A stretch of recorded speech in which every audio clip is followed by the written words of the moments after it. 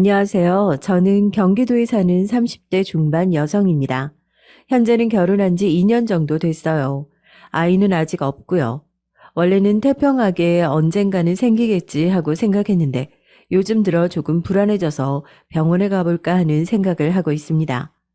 저는 한 명이라도 제 아이를 꼭 가지고 싶거든요. 저는 제 남편을 아주 많이 사랑합니다. 그래서 남편을 닮은 아이를 꼭 낳고 싶고 말이죠. 제가 남편을 이렇게 사랑하게 된 데는 다 그럴 만한 이유가 있기는 해요.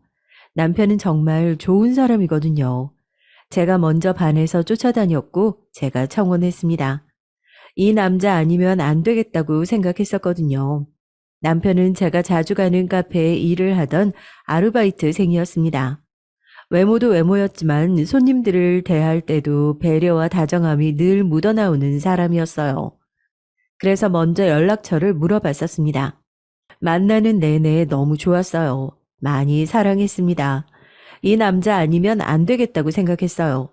하지만 남자친구는 그런 저를 조금 부담스러워 했어요. 특히 조건에서 차이가 많이 났는데 그 부분을 유독 부담스러워 했습니다. 우리 집은 가난하고 난 고졸이야. 우리가 사랑하는데 그게 무슨 상관이야. 결혼은 현실이고 어쨌든 집안끼리 만나는 건데 신경을 안 쓸 수가 없지. 내가 괜찮다니까? 내가 괜찮지 않아서 그래. 처음에는 그런 이유로 청혼을 거절당했었어요. 하지만 저는 굴하지 않았습니다. 저에게는 남편이 아니면 안 됐었거든요. 나랑 헤어지자는 거야? 그 얘기가 아니잖아. 결혼하지 않겠다는 건 결국은 언젠간 헤어지겠다는 말이잖아. 난 오빠랑 헤어지기 정말 죽기보다 싫은데 나를 그만큼 사랑하지 않는 거야? 그 말이 아니라 사랑하니까 함께 이겨내면 되는 거잖아. 혹시나 반대해도 좋지 않은 소리 듣게 되더라도 나를 위해서 감수해주면 안 돼? 정말 얼마나 많이 싸우고 얼마나 많이 설득했는지 몰라요. 그렇게 저희 두 사람은 결혼하기로 했습니다. 뭐 남편도 결국에는 저와 헤어지기 싫어서 한 선택이라고 나중에는 말해주더군요. 그렇게 결혼하기로 하게 되어서 그랬는지 몰라도 저는 기본적으로 남자친구가 집안이 차이가 나거나 하는 문제로 나쁜 말을 듣지 않게 하려면 굉장히 많이 노력한 것 같아요. 하지만 그다지 소용은 없었습니다.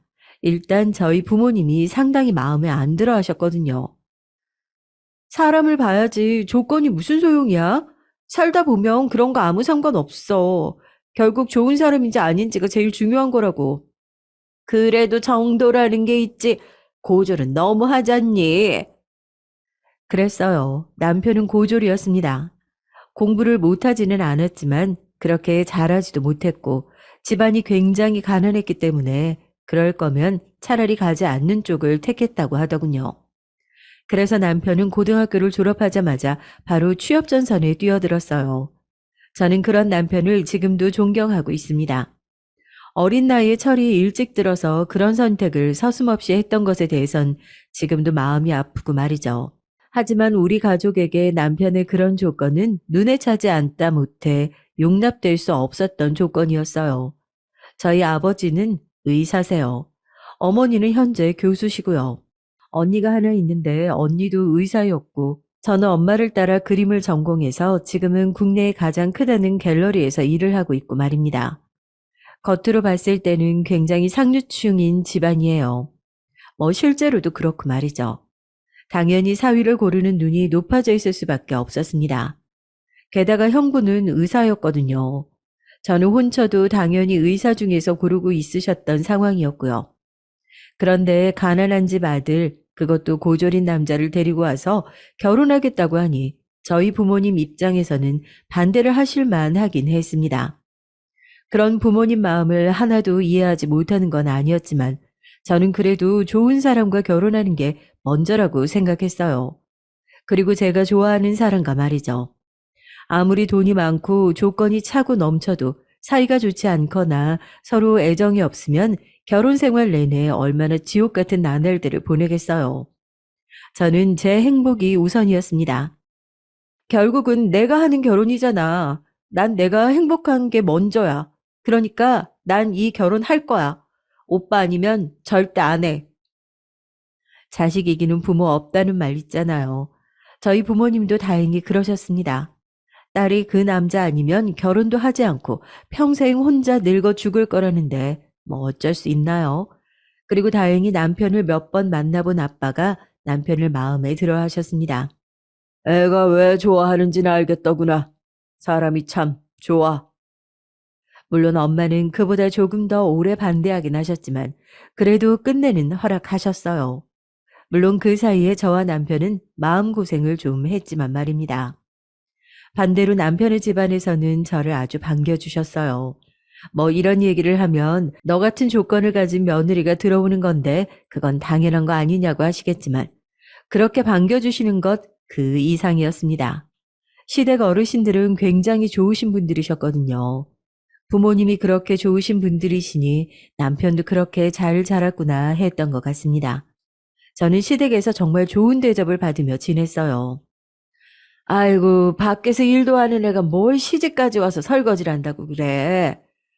가만히 앉아서 받아먹기만 하는데요. 원래 그러는 거다. 여기 올 때는 그냥 쉬러 왔다고 생각하고 쉬기만 하다가. 알았지? 반면 우리 집에서 남편을 대하는 건 달랐습니다. 뭐 이것도 친구들은 당연히 그럴만 하다고는 했지만 그래도 저로서는 속이 상하긴 했어요. 박서방은 이럴 때 와서 좀 도와주면 안 돼? 안 오고 싶어서 그런 것도 아니고 일이 있는데 그걸 어떻게 빼? 뭐 대단한 일 한다고.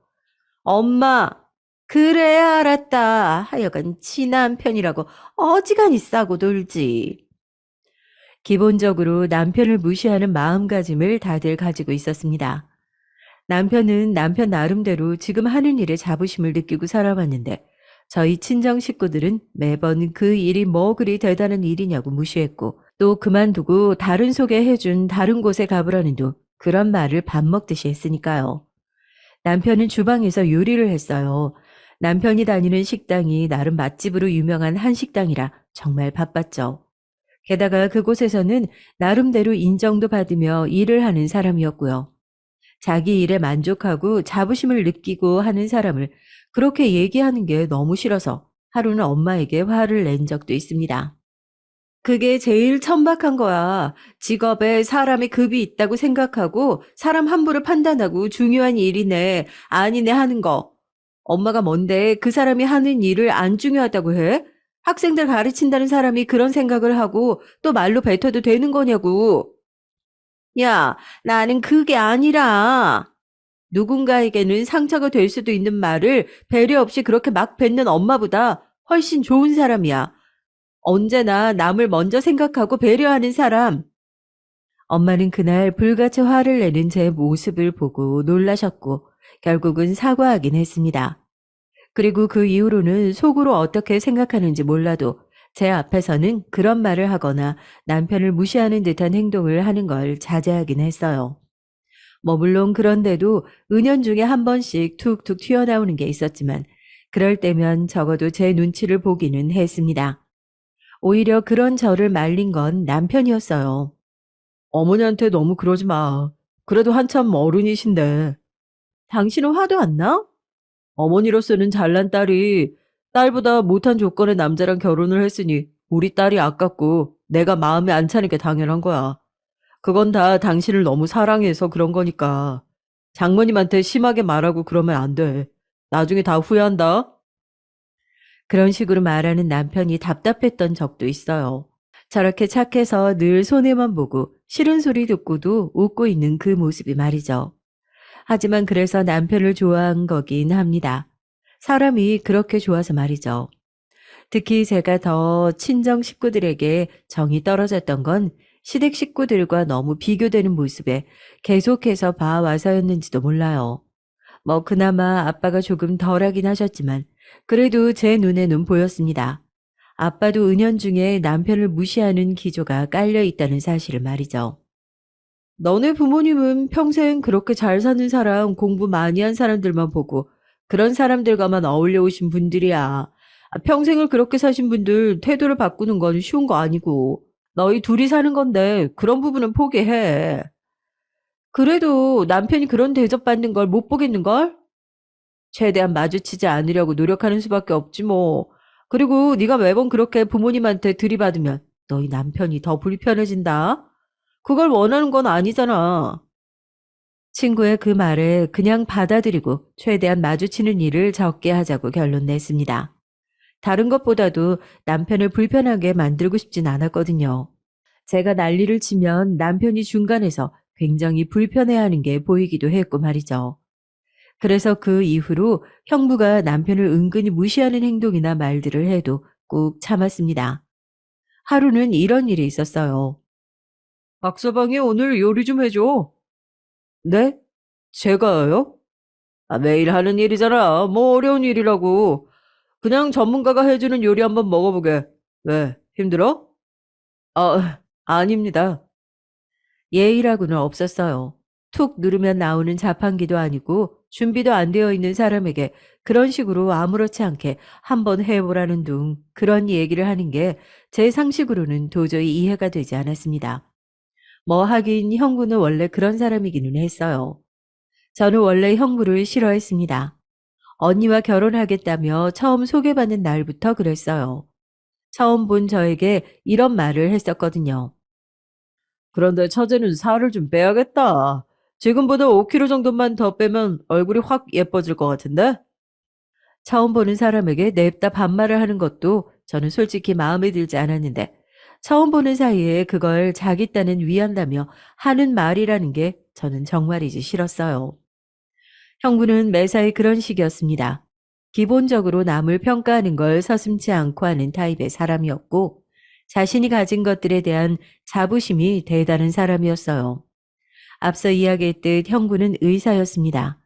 그리고 형부네 집안 사람들도 다들 재력이며 학벌이며 우리가 흔히들 얘기하는 그 상류층에 부합하는 사람들이었고 말입니다. 남편이 고졸이라는 걸 알게 됐던 날 형부가 처음 했던 말이 생각나요. 아무리 가난해도 요즘 고졸은 진짜 잘 없지 않나? 아니 무슨 그런 말을 그렇게 서슴없이. 아니 뭐가 문제야. 그게 잘못된 거라고 한 것도 아니고 순수하게 놀라워서 그러는 건데. 오히려 처제의 그런 반응이 더 신경 쓰고 있는 것 같은데? 자신이 남에 대한 배려가 부족하고 생각이 없이 말한 걸 늘 그런 식으로 남에게 뒤집어 씌우기도 했고 말이죠. 자주 보는 사이도 아니었고 형부는 부모님과는 달리 더 말이 통하지 않는 사람이라 일이 커지는 게 싫어서 그런 말을 하는 형부에게 화를 내본 적이 없긴 합니다. 제가 지적을 하면 더 와곽하고 소리를 지를 사람이었거든요. 그냥 언니와 대화를 나눈 적은 있어요. 언니가 얘기 좀 해. 사람 그런 식으로 막대하는 거 아니라고. 어머, 얘 웃긴다. 네 형부가 언제 그렇게 또 막대했어? 그냥 물어본 걸로. 사람 면전에 두고 물어보는 게 있고 아닌 게 있는 거야. 눈 가리고 아웅이지. 그런 것도 하나 판단 못하면 그건 사회성을 덜 배운 거 아니야? 언니도 형부도 똑똑한 사람들이 왜 그런 건 모른 척 바보같이 굴어? 넌 말을 뭘 그렇게 해. 내가 지금 하는 말 기분 나쁘지? 형부가 내 남편에게 한 말은 더 기분이 나쁜 말이야. 언니가 좀 하지 말라고 해. 언니 형부한테 그런 말도 못해? 언니와 그렇게 다투고 나면 한동안은 조금 좋아지는 것 같기도 했어요. 하지만 원래 본성이 그런 사람이어서 그런지 시간이 조금 지나면 금방 다시 원래대로 굴었습니다. 어느 순간은 포기하게 됐던 것 같아요. 그래서는 안 되는 건데 저도 익숙해진 겁니다. 사실 매번 화를 내는 것도 감정 노동이라 힘들 거거든요. 그러던 중에 그 사건이 터졌어요. 그날은 저희 친정 아빠 생일이었습니다. 다 같이 만나는 걸 꺼렸지만 그런 날은 피할 수 없잖아요. 그리고 아빠가 남편이 해주는 음식을 정말 좋아했거든요. 그래서 드시고 싶다고 다른 선물은 필요 없으니 음식을 해줄 수 있냐고 물어오시는데 거절할 수도 없었고 말이죠. 나는 장인어른이 내 요리 좋아해 주시는 거 너무 좋아. 다른 곳에서 좋다는 거 다 드시고 다니시는 분의 인정을 받은 거잖아. 그리고 남편이 그렇게 좋아하기도 했고 말이죠. 남편은 정말 너무 행복해하며 아빠의 생일상을 준비했습니다. 그런 남편을 보면서 자기 별로 좋아하지도 인정해주지도 않는 처가에 그렇게 잘하고 싶어 라는 말이 목 끝까지 차올랐지만 참았어요. 그렇게 좋아하는 남편의 모습을 정말 오랜만에 봐서 그 기분을 망치게 하고 싶지는 않았거든요. 최고의 재료를 준비해야 한다며 새벽 시장까지 가서 재료를 사오고 며칠 전부터 어떻게 음식을 할지 동선을 다 짜고 남편은 정말 열심이었습니다. 아마도 아버지에게 인정받았다는 생각 때문에 들떠서 더 그랬던 것 같아요. 다시 생각해도 그랬던 남편이 너무 짠하게 느껴지는 부분이에요. 그 덕에 아빠의 생신상은 정말 혼자서 차렸다기에는 믿기지 않는 화려하고 풍성한 생일상이었습니다. 와, 이거 사온 거 아니고 직접 다 만든 거 맞아? 새벽 시장까지 다녀왔어. 재료 좋은 거 산다고. 이야, 대단하다. 오늘 아빠 호강하시겠네? 언니뿐만 아니라 가만히 보고 있던 엄마도 한마디 거들었습니다. 박서방이 고생 많았겠네. 이렇게까지 하지 않아도 되는데 괜히 얘기했나 싶다. 엄마는 입이 떡 벌어져서 그렇게 얘기했습니다. 남편이 입이 귀에 걸려 있는 게 보였어요. 엄마에게서 그렇게 인정받는 듯한 말을 듣는 게 거의 처음이나 다름없었거든요. 남편이 너무 좋아하는 모습을 보고 저는 마음이 아팠습니다. 그때였어요. 뭐 업으로 삼는 건데 이 정도는 해야 업이죠. 뭐가 그렇게 대단하다고. 언니와 장모님의 칭찬에 형부는 빈정이 상한 듯 했습니다. 솔직히 그게 어디가 빈정이 상할 일인진 아직도 모르겠지만 말이죠. 아마 형부는 그간 남편을 무시하면서 자기가 대단하다는 걸 확인했던 것 같아요. 그렇지 않고서야 저런 칭찬 비슷한 말을 들은 것만으로도 그렇게 기분이 나쁜 티를 팍팍 낼 수는 없으니까 말입니다. 아니, 형부, 무슨 말을... 제가 그렇게 말을 하려는데 남편이 저를 툭 쳤어요. 저는 입을 꾹 다물 수밖에 없었습니다. 그날은 아빠의 생일이기도 했고 남편이 모처럼 부모님께 인정 아닌 인정을 받아 기분이 좋은 날이었으니 말입니다. 제가 거기서 말을 더하면 형부는 참지 않는 사람이었기 때문에 대받아칠 게 뻔했고 그러면 분위기가 순식간에 안 좋아질 건 너무나 당연했기 때문입니다. 아이고, 박서방 덕에 이렇게 거한 생일상도 다 받아보고 내가 괜히 요리해달라고 그런 거 아닌가 모르겠네. 고생을 너무 많이 했겠어. 아닙니다. 장인어른이 제 요리를 좋아해 주셔서 너무 기분 좋게 준비했어요. 하는 내내 너무 즐거웠습니다. 아이고, 그렇게 말해주니 고맙네. 아빠는 그렇게 얘기를 하며 휴대폰을 꺼내 남편이 해준 음식들의 사진을 여러 장 찍기 시작했어요. 그걸 왜 그렇게 많이 찍냐는 엄마의 물음에 친구들에게 사위한테 이런 생일상 받았다고 자랑하려고 그런다 그러시더군요. 그때는 저도 기분이 너무 좋았습니다. 남편을 보니 남편도 너무 좋아하고 있는 것 같더라고요. 사위한테 이런 생일상 받아본 장인은 세상에 나밖에 없을 거야. 아빠의 그 말에 형부의 얼굴이 확 구겨지는 게 보였어요. 그러고는 조용히 말을 했습니다. 한창 신이 나서 사진을 찍고 있는 아빠의 귀에는 그 말이 들어가지는 않았지만 저와 언니 그리고 남편은 똑똑히 들었어요. 돈만 주면 더 좋은 음식 먹을 수도 있는데 저게 뭐가 그렇게 대단하다고. 형부는 그렇게 아빠의 생일 시작부터 기분이 굉장히 많이 나빠져 있는 상태였습니다. 하지만 아빠가 있는 앞에서 형부는 그런 말을 하지 못했어요. 왜냐하면 저희 아빠가 재산이 좀 있으시거든요. 그래서 형부는 아빠에게 늘 입안에 혀처럼 굴었습니다. 어차피 그 재산은 딸에게 돌아오게 될 테니까 말이죠. 아마 저희보다 조금이라도 더 받고 싶어서 그랬던 거겠죠. 늘 자신들이 더 잘 사니까 덜 주시면 어떡하냐고 전전긍긍 했었거든요. 그래서 밥을 먹는 내내 형부는 감정이 불편한 티를 냈어요. 그래서 그랬던 건지 평소보다 술을 많이 마시더라고요. 언니가 옆에서 말리는 게 보였습니다. 뭘 그렇게 술을 급하게 마셔? 천천히 마셔. 아유, 안주가 너무 좋아서 그런가 술이 술술 들어가네. 저는 알 수 있었어요. 그 말은 칭찬이 아니었습니다. 분명히 비꼬는 듯한 말투였어요. 저는 인상이 확 구겨졌습니다. 하지만 남편이 조용히 제 팔을 잡고는 고개를 젓더라고요. 아무 말도 하지 말라는 듯 말이죠. 그리고 아빠를 봤습니다. 아빠는 상당히 기분이 좋아 보였어요. 그래서 또다시 입을 다물 수밖에 없었습니다.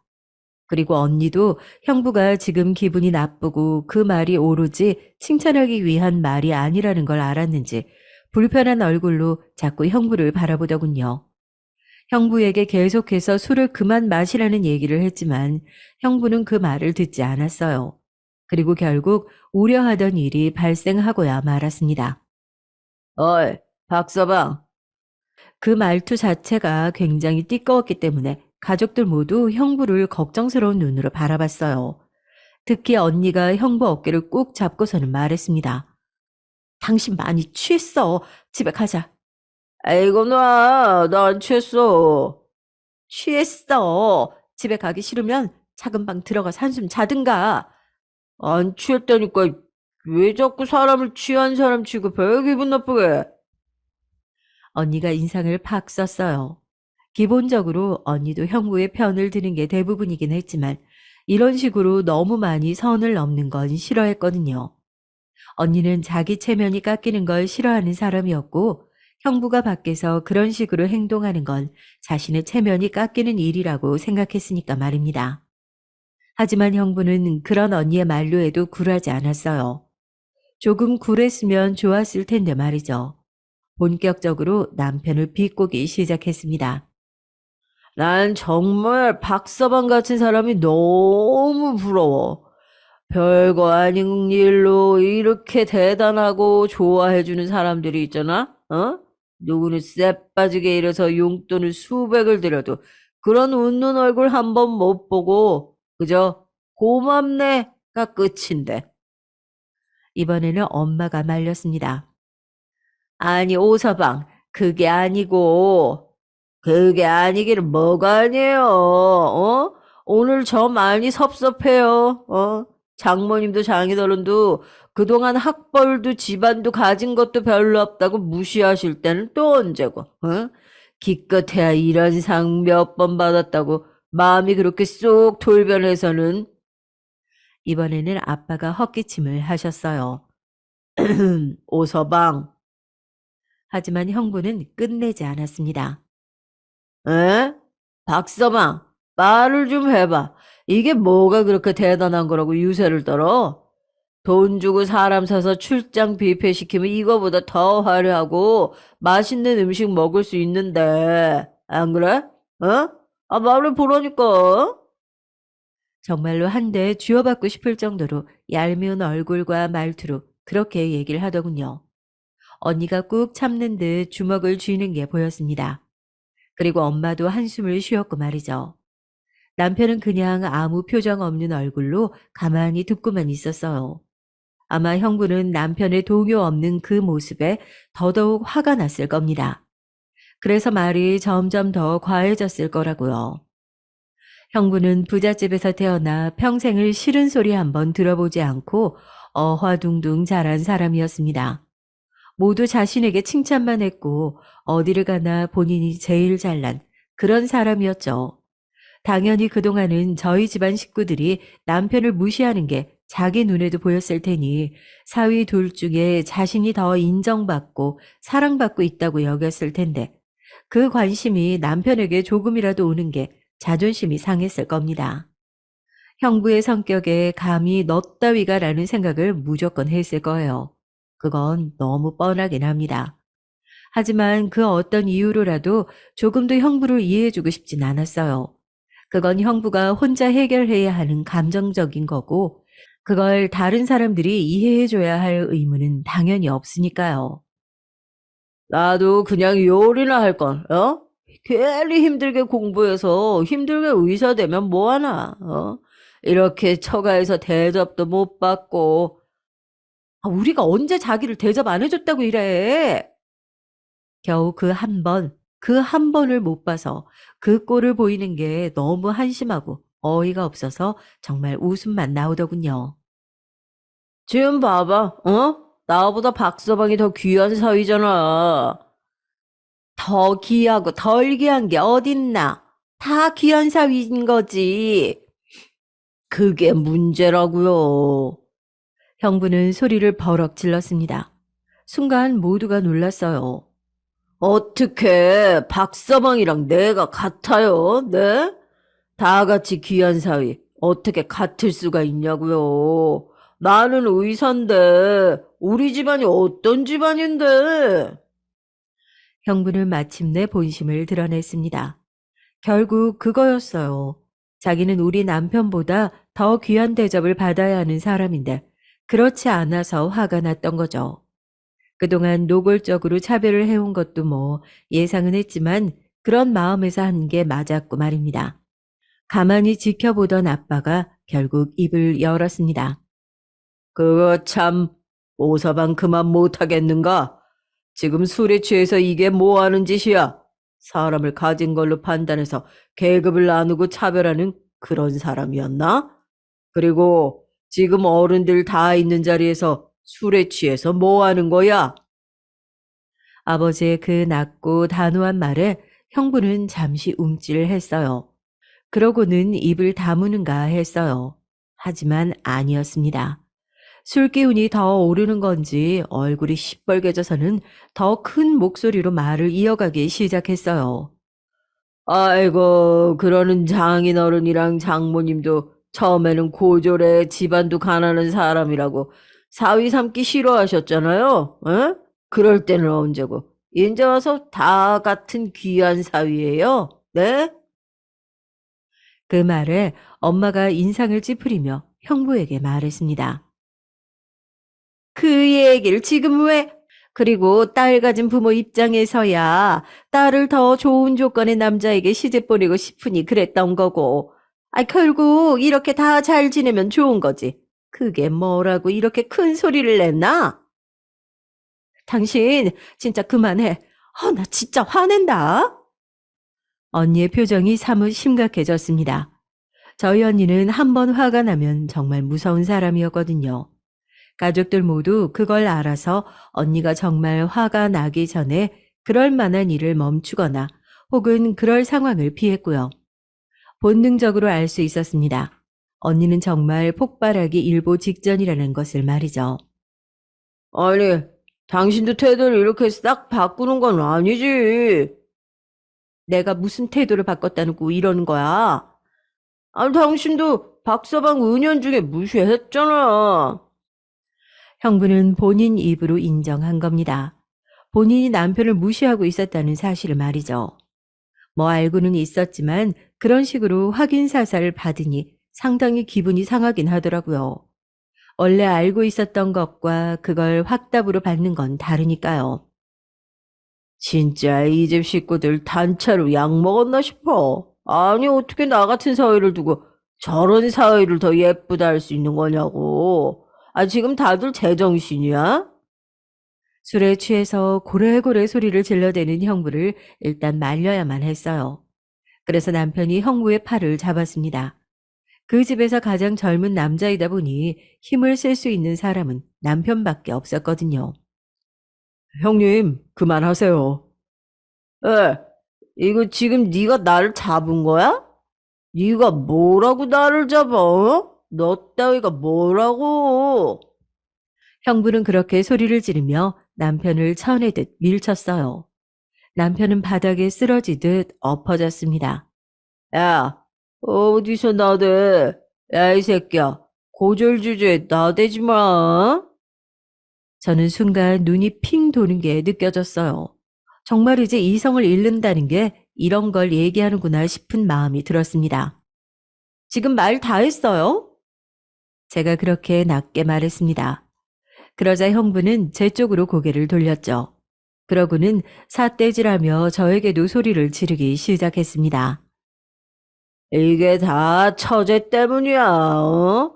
조건에 맞춰서 우리 집이랑 얼추 비슷한 사람 데리고 와서 결혼하면 좀 좋아?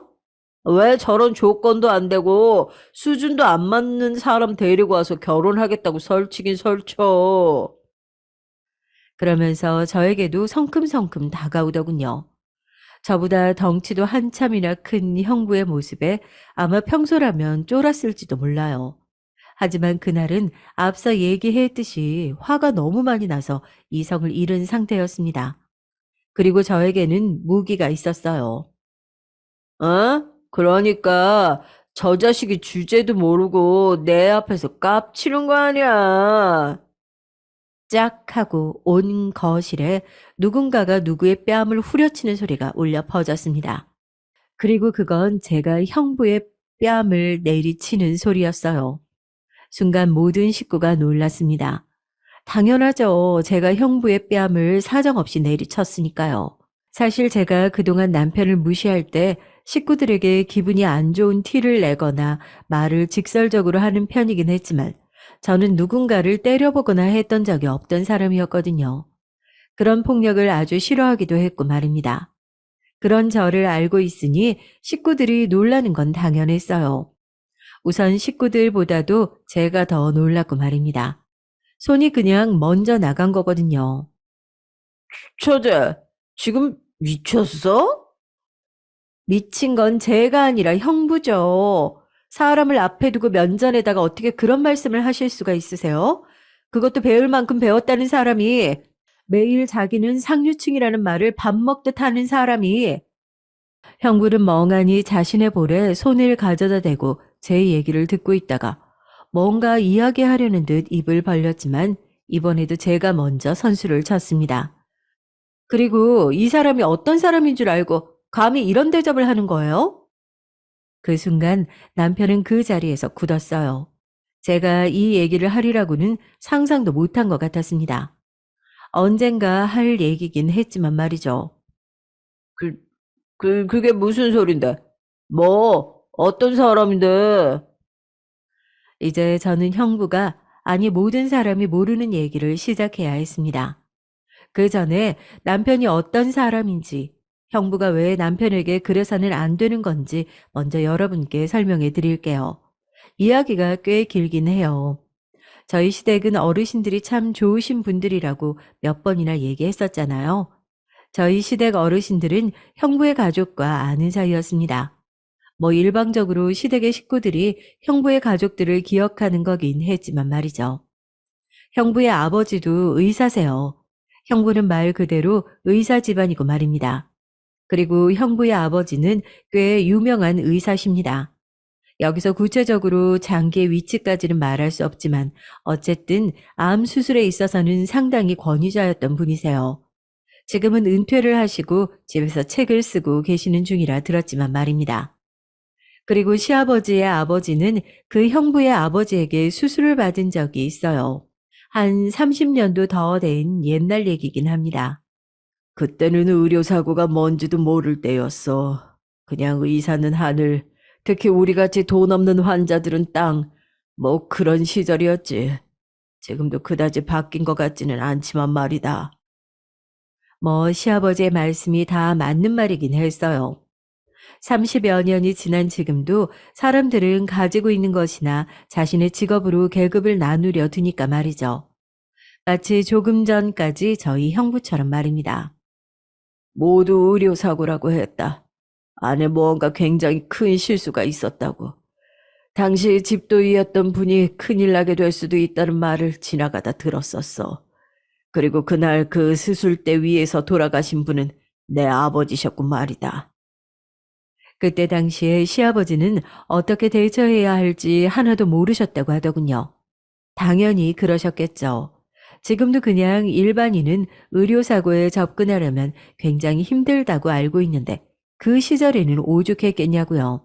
하지만 그런데도 시아버지는 아주 오랫동안 진실을 밝히기 위한 싸움을 해오셨다고 들었습니다. 그 시절에는 거의 아무도 하지 않았던 1인 시위 같은 것도 병원 앞에서 하시고 병원을 들어오는 환자에게 이 병원에서 무슨 일이 있었는지 쓴 전단지 같은 것들을 나눠주기도 하고 말이죠.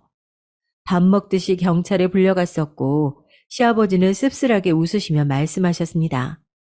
보는 제가 찡해질 만큼 슬픈 얼굴로 말이죠. 억울함 다 풀어드리겠다고 그렇게 맹세를 했는데 결국은 그 약속을 아직도 지키지 못했어. 그 사람들은 여전히 잘 살겠지. 우리 아버지를 그렇게 만들었던 과거는 싹 다 잊은 채로 말이다. 난 아직도 그 생각만 하면 단전에서부터 불길이 확 끓어올라서 잠을 잘 수도 먹을 수도 없는데. 그 얘기를 처음 들었던 날 시아버지에게서 보았던 분노와 슬픔은 정말 깊어 보였습니다. 당연히 그럴 수밖에 없었겠죠. 정말이지 평생의 원수일 테고 그 되갚음을 하나도 하지 못한 채로 끝났으니 말입니다.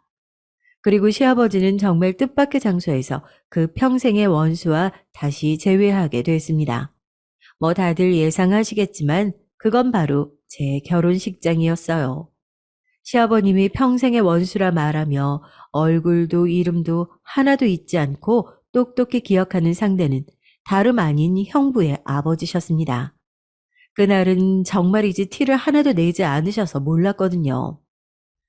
나를 알아볼까? 아니면 몰라볼까? 그게 그냥 궁금하더구나. 그래서 인사를 했어. 네 시아버지라고 말이다.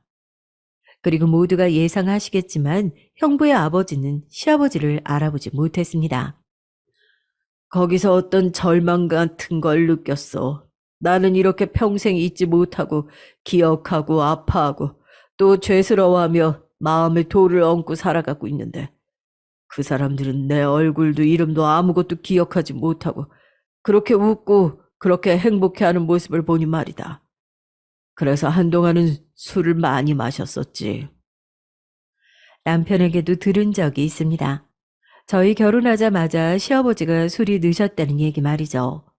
원래 그렇게 술을 마시는 분이 아닌데 자식 보내서 마음이 허하신가 하는 말을 남편이 농담으로 지나가듯 얘기했던 기억이 납니다. 하지만 그게 저 이유였던 거예요.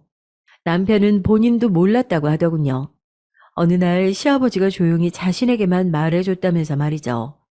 사실 남편도 술을 마시고 주정 아닌 주정을 하다가 저에게 들킨 거긴 합니다. 제가 닥달해서 모든 얘기를 다 들을 수 있었던 거고요.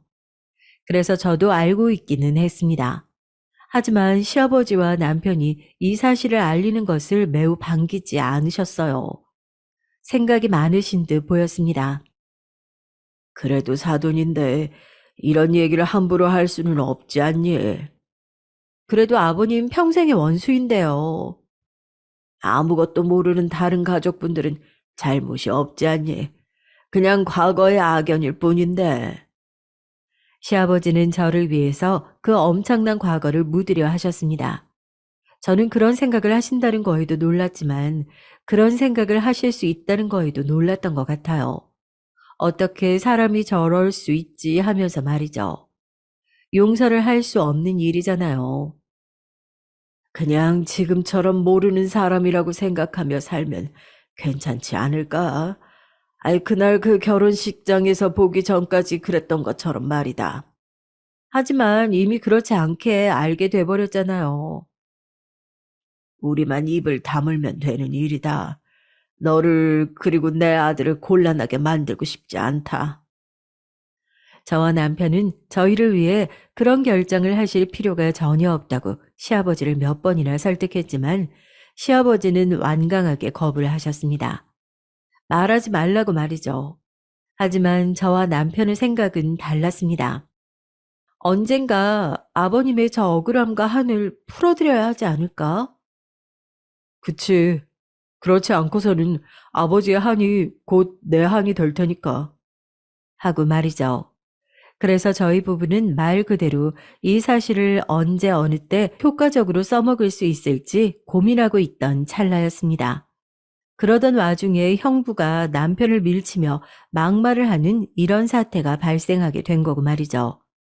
다시 그 순간을 얘기하자면 대체 무슨 사람인데? 뭔데? 형부는 그렇게 얘기하며 저에게 위협하듯 다가왔습니다. 그리고 엄마, 아빠, 언니까지 모두 제 입에서 나올 말을 기다리고 있었어요. 저는 천천히 입을 뗐습니다. 그리고 한 자씩 누르듯 또박또박 말을 이어나갔어요. 형부 아버지가 저희 남편 할아버지를 죽이신 분이시거든요. 제 입에서 그 말이 나간 뒤 모두가 그 자리에서 정지했어요. 말 그대로 굳었습니다. 그리고 잠시 뒤 그게 무슨 소리냐고 가장 먼저 물어온 건 다름 아닌 언니였어요. 그게 무슨 말이야? 제부 할아버지를 우리 아버님이 죽이다니. 제가 아직도 무슨 말인지 생각하는 듯 멍하게 있는 형부를 바라보며 말했습니다. 그니까 형부가 저희 남편한테 이러시면 안 된다고요. 진짜 벌 받으신다고요. 우리 아버지가 뭐?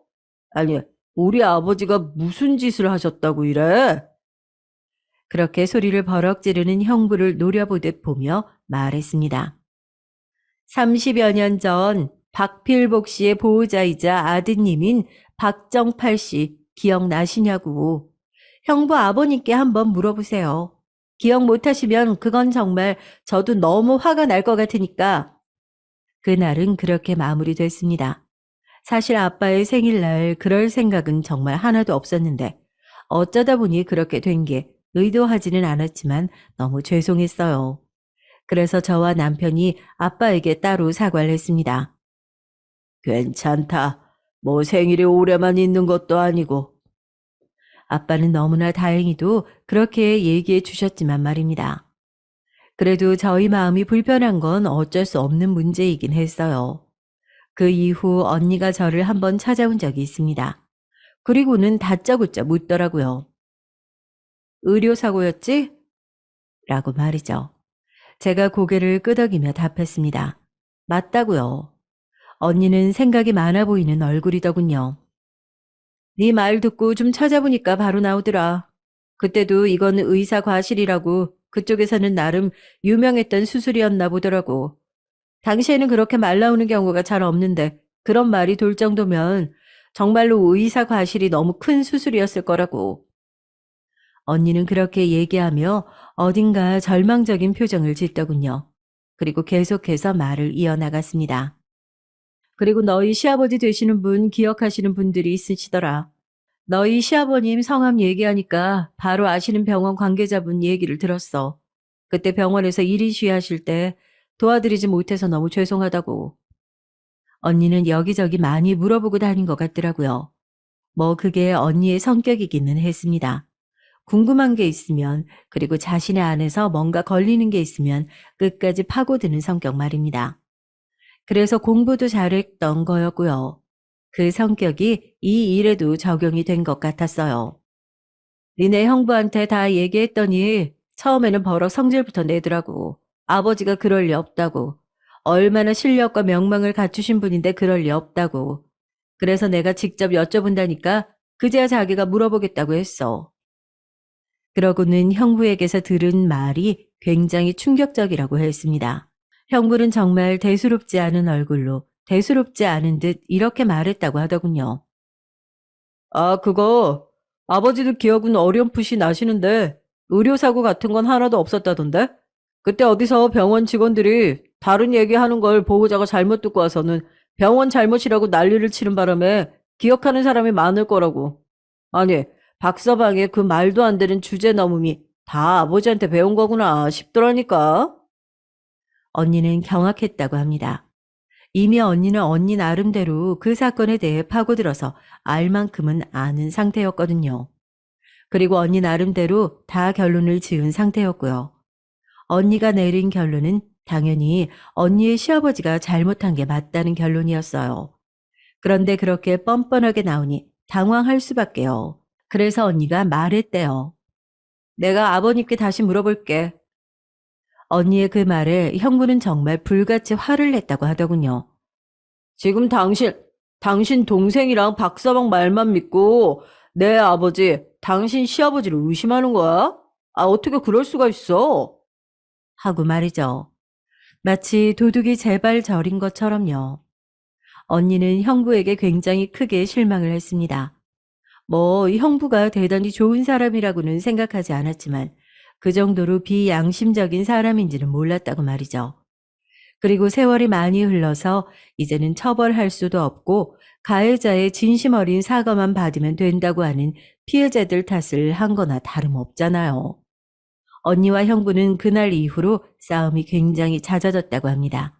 시작은 언제나 늘 그 문제였고요. 언니는 그렇게 형부와 큰 마찰이 생기면서 형부에게 있는 정, 없는 정이 다 떨어진 것 같았어요. 어느 날 저에게 이렇게 얘기를 하더군요. 나 이혼할 거야. 라고 말이죠. 저는 굉장히 충격을 받기는 했습니다. 한 번도 그 일이 시작되고 언니와 형부가 이혼까지 하게 되리라고는 생각하지 못했었거든요. 당연하죠. 어떻게 보면 저희 일이었으니까요. 인간적으로 너무 실망했어. 저런 사람이랑 가정 계속 이루면서 살 수 있을 것 같지가 않아. 언니는 제가 생각한 것보다 훨씬 더 단호했습니다. 설득이 먹힐 것 같지도 않았고 말이죠. 언니는 그렇게 형부와 이혼했습니다. 합의 이혼이었어요. 처음에는 형부가 이혼하지 않겠다고 버텼지만 형부의 아버지 되시는 그분이 그냥 이혼하는 편이 좋을 것 같다고 하셨다더군요. 뭐 그랬겠죠. 저희 시아버지와 넓게 보면 가족인데 그렇게 얽혀 있는 게 상당히 부담스러웠을 거라고 저는 그렇게 생각하긴 합니다. 언니는 그렇게 새 출발을 하게 됐고 저희 부부는 본격적으로 형부의 아버지, 그러니까 언니의 전 시아버지에 대해 파헤치기 시작했어요. 생각보다 그 병원은 비리가 많았고 또 생각보다 그 시절 그 병원에서는 의료사고가 잦았던 것 같더라고요. 저희가 여기저기 피해자를 찾는다는 소식이 들리자마자 굉장히 많은 분들이 연락을 해오셨어요. 그리고 그렇게 모은 자료들과 피해자들의 증언을 모아 방송국에 제보를 했습니다. 결과는 완전 다행히도 방송을 탈 수 있게 됐어요. 저희가 자료를 굉장히 많이 준비해 왔다며 그쪽의 제작진 분들이 자신들이 할 일이 없겠다고 오히려 감사의 표시를 해올 정도였습니다. 그렇게 그 병원의 일은 방송이 나갔고 언니의 전 시아버지의 일은 많은 사람이 알게 됐습니다. 병원 비리에 대한 걸로 말이죠. 그분이 아마 진심으로 사과만 하셨어도 일이 이렇게는 커지지 않았을 거예요. 아마 언니도 이혼하지 않았을 테니 아들의 인생에도 회방을 놓은 게 되고 말입니다. 그렇게 그분은 많은 사람이 그분의 잘못을 알게 본인이 스스로가 자처했어요. 형부가 언니와 저를 찾아와서 그래도 한때 가족이었던 사람에게 어떻게 이럴 수 있냐고 따져 물었지만 그건 제가 묻고 싶은 말이었습니다. 어떻게 가족인 자신의 부인에게까지 그런 말도 안 되는 거짓말로 자신의 아버지를 비호할 수 있냐고 말이죠. 죄송합니다. 단지 그 사과 한마디만 바랬을 뿐인데요. 아마 형부가 그날 남편을 그렇게 무시하지 않았다면, 그리고 언니의 전 시아버지가 그 사건을 부정하지 않고 저희 시아버지에게 사죄를 드리러 왔다면 지금쯤은 모두가 행복한 결말이 되어 있을 거라는 생각에 형부와 그의 아버지가 더더욱 원망스러운 것도 있었어요. 그리고 끝끝내 사과 한마디 듣지 못한 저희 시아버지도 말이죠. 시아버지는 이렇게 말하시더군요. 그래도 너희 덕에 우리 아버님 일이 세상에 이렇게 나오고 많은 사람이 알게 되어 얼마나 좋은지 모른다. 그때 혼자 종이 들고 그 병원 앞에 서 있었을 때는 아무도 알아주는 사람이 없어서 저 사람 미친 거라는 얘기도 많이 들었었는데 말이다. 시아버지는 그렇게 말씀하시면서 눈물을 훔치시더군요. 그리고는 감격스러운 말투로 말을 이어나가셨습니다. 이제는 아버지도 하늘에서 한을 푸셨을 거로 생각한다. 그리고 나도 이제는 죄스러운 마음을 덜었고 너희들도 얼마나 고마운지 몰라. 정말 고맙다. 그 말을 듣는 저도 같이 울었던 것 같아요. 제 얘기는 여기까지입니다. 아마 들으시는 많은 분들이 얘기가 이렇게 진행될 거라고는 전혀 생각하지 못하셨을 거예요. 저도 사람의 인연이라는 게 이렇게 이어질 수 있구나. 운명 같은 게 정말 있는 게 아닐까 하는 생각을 이번 일을 겪으면서 정말 많이 했던 것 같습니다. 남편과 저는 물론 언니도 아주 잘 지내고 있어요. 양육권도 당연히 언니가 가지고 와서 조카도 잘 키우고 있고요. 저희 언니 능력 있고 또 저희 집이 부자니 걱정은 없습니다. 아, 저희 엄마 아빠도 처음에는 무슨 이혼하시며 굉장히 놀라셨는데 이야기를 다 듣고 나서는 그런 집과 사돈이었던 게 싫다며 고개를 절레절레 저으셨고 말이죠. 아빠는 내년에 남편에게 식당 하나를 차려줄 계획이에요. 아직 남편에게는 얘기하지 않았지만 말입니다. 아빠는 남편의 요리에 정말 진심이시거든요. 저는 이제 그만 얘기를 마쳐야 할 것 같습니다. 어쩌다 보니 너무 길어지게 된 것 같네요. 긴 얘기 함께 해주셔서 너무 감사합니다. 들으시는 분들 모두 언제나 좋은 일만 가득하시길 바랄게요. 안녕하세요. 임대업을 하고 있는 60대 여성입니다. 제게는 딸아이가 하나 있어요. 심장이 약하게 태어나서 어릴 때는 병원을 계속 다녀야 했지만 초등학교 때 수술을 받고 나서부터는 다른 아이들과 다름없이 자랐습니다. 그래서 그런지 아직도 저는 딸아이를 보면 그때의 모습이 생각나 딸아이를 어린애 취급하게 된답니다. 물론 그때마다 딸아이는 자신은 다 큰 성인인데 왜 그러냐고 정색을 하지만요. 하지만 저희 남편이 살아있었더라면 더 하지 않았을까 싶습니다. 남편은 딸아이가 고등학생일 때 폐암으로 세상을 먼저 떠났어요. 제가 임대업을 시작한 것도 이때부터죠. 임대업은 친정의 가족 사업이나 마찬가지였습니다. 그래서 남편이 죽은 뒤로는 제가 맡아서 하게 됐어요. 남편은 지금 말로는 딸바보라고 할까요? 태어났을 때부터 다양한 이벤트로 딸아이를 웃게 만들던 사람이었죠. 딸아이가 울기라도 하는 날에는 본인이 더 슬퍼하면서도 혹시나 누가 우리 딸을 울릴 것은 아닐까 아주 눈에 불을 켜고 범인 색출에 나섰답니다. 딸아이는 중학교 때부터 교사가 되는 것이 꿈이었어요. 아이들을 좋아해서 초등학교 교사가 되는 것을 희망했죠. 그러다 중학교 3학년 때부터는 수학이 재미있고 수학을 다른 사람들에게 가르쳐 주는 것이 좋다고 하더니 수학 교사로 목표를 바꾸더군요. 솔직히 저는 반대했습니다. 선생이란 직업이 쉬운 일은 아니잖아요. 그것도 교사, 즉 학교 선생님이면 아이들의 전반적인 생활에 신경을 써야 하는 그런 존재니까 딸아이가 상상하는 것과는 차이가 많이 날 것이기 때문이죠. 하지만 딸아이는 그 모든 것을 생각했다고 말하며 그래서 더욱 선생님이 되고 싶다고 하더라고요. 단박에 임용고시까지 패스한 딸아이는 다행스럽게도 근처 중학교에 자리가 나서 바로 출근할 수 있었습니다. 그렇게 임용고시 패스 이후 2년 정도 지났을까요? 딸아이의 고모가 선을 볼 생각이 없냐고 하더군요. 옷가게를 하던 애들 고모는 남편의 이복 동생으로 이혼 이후 혼자서 살고 있었습니다. 남편의 외도로 이혼을 한 애들 고모는 제대로 위자료도 받지 못한 상태였어요. 그래서 한동안은 정말이지 사람이 이렇게까지 망가질 수 있나 싶을 정도로 술만 마시고 있었죠. 그 모습을 보다 못한 제가 옷가게를 하나 마련해 줬습니다. 죽은 남편의 동생한테 그것도 이복 동생한테까지 그렇게 해줄 필요가 있냐고 당연히 주변에서는 한마디씩 했죠. 하지만 남편은 살아있는 동안 다른 동생들보다 이복 동생이 애들 고모를 더 많이 예뻐하고 챙겼었거든요. 그래서 그냥 넘어갈 수가 없었습니다. 그랬던 애들 고모가 그동안은 콧배기도 보이지 않더니 갑자기 선이라니 무슨 소리인가 싶었어요. 이제 지연이도 결혼해야죠.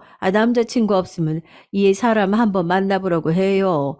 동창 아들인데 인물도 훤하고 사업 수단도 좋아서 가게도 여러 군데 있나 보더라고요. 저는 애들 고모에게서 사진을 한 장 받았습니다. 입가가 고집 있게 보이더군요. 저는 딸아이에게 물어는 보겠다고 하고 말을 줄였습니다. 애들 고모가 가고 나서도 한참은 사진만 보고 있었어요. 딸아이에게 선자리가 들어오다니 벌써 그렇게 컸나 싶더라고요. 예전에 남자친구가 생겼다는 얘기를 듣는 것과는 또 다른 기분이 들었습니다.